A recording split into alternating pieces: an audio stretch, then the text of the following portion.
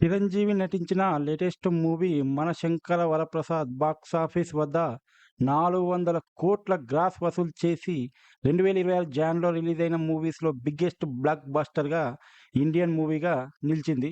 All time regional industry హిట్‌గా నిలిచింది. అంతకుముందున్న regional Telugu movies అయిన 'అల వైకుంఠపురంలో', 'ఓజీ', 'సంక్రాంతికి వస్తున్నాము' రికార్డ్స్‌ను బ్రేక్ చేస్తూ సూపర్ హిట్ అయింది.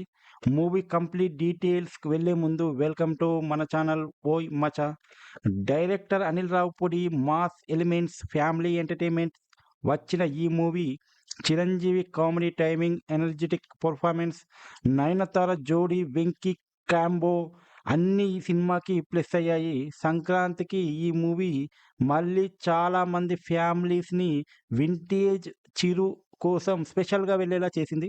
150 కోట్ల బడ్జెట్‌తో తీసిన ఈ మూవీ ఓవరాల్‌గా 200 కోట్లు బిజినెస్ చేసి ప్రీమియర్స్ అయిన ఫస్ట్ డే కలెక్షన్స్ కలిపే 43 కోట్లు వసూలు చేసింది.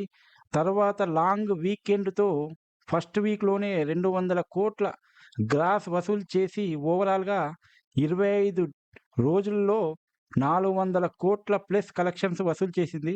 ఇది తెలుగు స్టేట్స్‌లో 310 కోట్లు గ్రాసు, ప్లస్ కర్ణాటకలో 25 కోట్లు, తమిళనాడులో 5 కోట్లు, రెస్ట్ ఆఫ్ ద ఇండియా 6 కోట్లు, ఓవర్సీస్ 50 కోట్లు, ఓవరాల్‌గా 400 కోట్లు గ్రాస్ వసూలు చేసి తెలుగు ఫిలిమ్స్‌లో ఇది సూపర్ హిట్‌గా నిలిచింది. మెగాస్టార్ బాక్సాఫీస్ స్టామినా ఏందో మళ్ళీ ఒకసారి రుచి చూపించింది. మరో ఇంట్రెస్టింగ్ టాపిక్‌తో మళ్ళీ కలుద్దాం. Thank you. బాయ్.